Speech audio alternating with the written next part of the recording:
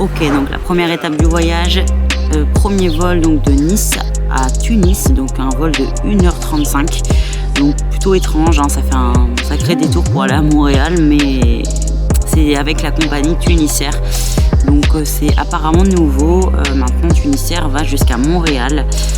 Donc on a dû faire une escale à Tunis et donc une nuit en hôtel. Donc j'avais trouvé un hôtel pas très loin, à peu près à 3 km de l'aéroport. Donc un 4 étoiles que j'avais du coup trouvé sur Booking, donc une bonne offre. Je crois que j'ai payé 65 € la nuit pour 2 avec petit déjeuner.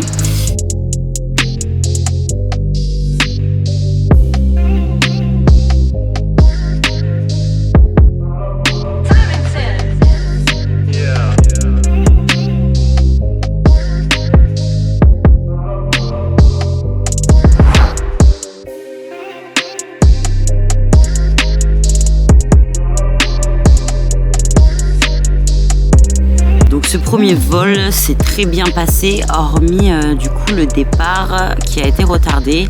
Donc aucun retard prévu, etc. On est monté dans l'avion, on a commencé à rouler sur la piste de décollage. Et donc arrivé à bon port, c'est-à-dire au moment où on allait décoller, il se remet à repartir et à rerouler. Et en fait, ils nous annoncent qu'ils doivent retourner au parking pour un contrôle technique. Donc, ce qui a pris environ 1 heure, 1 heure et demie. Donc, on était dans l'avion pendant tout ce temps, qui ne décollait pas. Donc, bon, heureusement, il y a eu le contrôle technique. On ne sait jamais ce qui serait passé autrement. Mais quand même, c'était quand même assez pénible. Après, on nous avait prévenu, on avait bien vu sur Internet que c'était pas la meilleure compagnie. Très clairement, je la reprendrai pas. On a eu pas mal de soucis.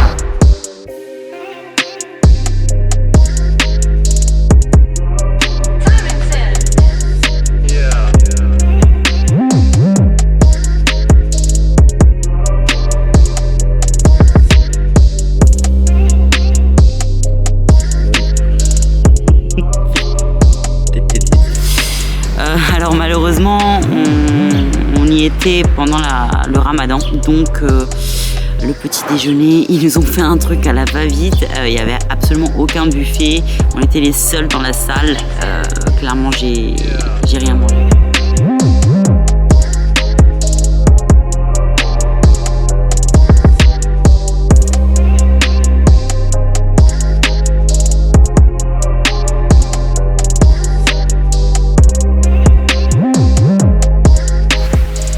Donc deuxième étape du voyage, donc Nice-Tunis, donc pareil, un départ le matin.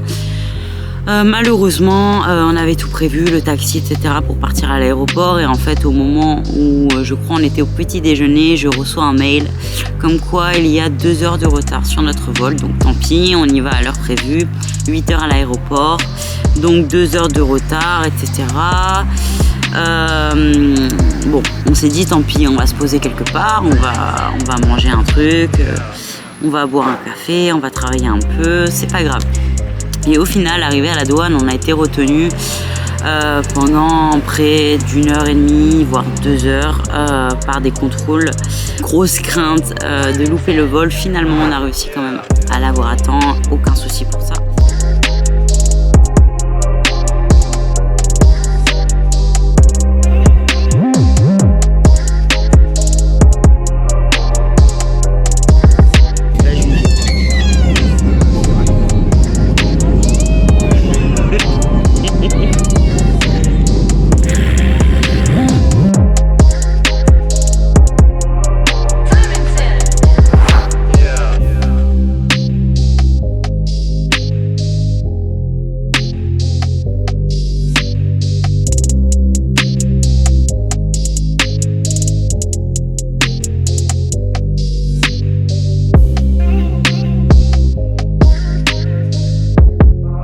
le vol en soi s'est bien passé.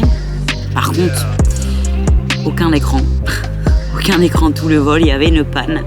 Donc Dieu merci, on avait les tablettes, les portables et les ordinateurs qui nous permettaient de regarder Netflix quand même avec des films téléchargés, des séries téléchargées. Donc heureusement, on était les seuls à s'inquiéter des écrans. C'est-à-dire que voilà, on décolle, on commence à essayer d'allumer l'écran. Et voilà, je vois que personne n'a l'écran allumé, personne ne pose de questions. Et nous du coup, forcément on dit excusez-moi, pourquoi les écrans ne marchent pas? Et en fait, grosse panne technique sur tout l'ensemble du vol. Donc on n'a eu aucun écran du début à la fin, donc pendant les 9 heures de vol. Et deuxième point négatif, c'est qu'on n'a eu que 2 repas dans le vol, et y compris à boire. C'est-à-dire qu'en fait, ils nous ont servi le repas du midi dans la première heure après le décollage et dans la dernière heure avant l'atterrissage pour le repas du soir. Entre deux, c'était crevé de faim, il n'y a aucun souci quoi. C'est même pas ils nous proposaient quoi que ce soit, une petite collation ou quoi. On avait soif, il fallait aller se servir à l'arrière de l'avion. Bref, pas la meilleure compagnie, mais on est arrivé à bon port et il n'y a eu pratiquement aucune turbulence. C'est-à-dire qu'il y a eu beaucoup de passages de turbulence, mais très légères, c'est à peine si on les remarquait. Donc ça, merci, parce que moi je suis pas très rassurée quand il y a des trous d'air et des trucs comme ça. Moi c'est la panique. Donc j'ai bien vécu le vol. C'était très long quand même, c'est-à-dire qu'à partir de 4 heures j'en avais déjà marre. Mais on savait pourquoi on y allait, on savait pourquoi on prenait ce vol, on savait où on allait, donc c'est passé crème. Donc arrivée du coup qui était prévue sur les coups de 15h, 14h45 il me semble, donc on est arrivé à 16h45 du coup avec le retard. Et une fois à l'aéroport, donc on passe les bornes de douane, etc. Tout va bien, on se rend au bureau d'immigration, 3 heures d'attente. Donc bon, c'était long, mais il fallait y passer. Donc ce qui nous a fait sortir de l'aéroport sur les coups de 18h, 19h même. Donc pas le temps de faire grand chose ensuite évidemment. Donc on rentre à l'appartement, on prend un Uber.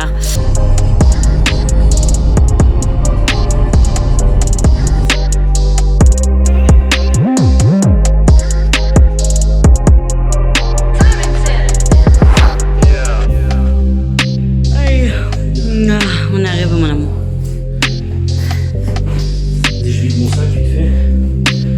Donc on s'installe dans le Airbnb. Malheureusement on n'avait rien à manger. On n'avait fait aucune course évidemment puisque tout était fermé à cette heure-ci. On n'avait rien à emmener avec nous, donc il a fallu qu'on ressorte du Airbnb pour trouver à manger. Donc on a pris une adresse au pif. Tous les services ici ferment à 21h, enfin pratiquement tous, c'est-à-dire que les 3/4 des restaurants fermaient. Et on est tombé sur un restaurant qui fermait à 22h et il était déjà 21h30. Donc ils nous ont accepté, heureusement. On a très bien mangé, mais c'était un peu chaud de digérer puisque à l'heure où on est allé manger, c'était 22h. Donc il était 4h du matin en France. Donc nous, notre estomac, il était absolument noué. C'était compliqué, mais il fallait manger. Donc on rentre quand même le ventre plein et enfin on arrive à dormir. Donc la première nuit à Montréal s'est passée plus ou moins bien. C'est-à-dire qu'on était tellement KO puisqu'on n'a pas réussi vraiment à dormir en fait dans l'avion, puisqu'à chaque fois qu'on essayait ou qu'on commençait à s'endormir, il y avait un enfant qui faisait que pleurer à côté de nous. Donc très mignon certes, mais il nous a bien embêtés pour ça.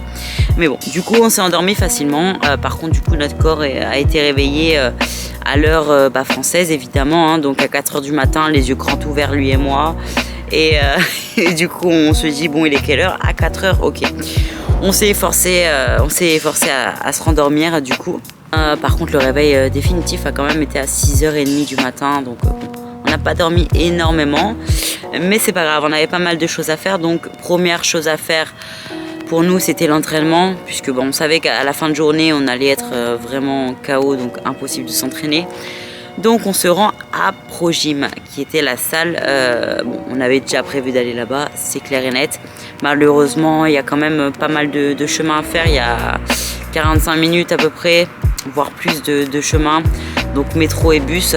C'est quand même assez excentré, mais bon, ça en vaut la peine.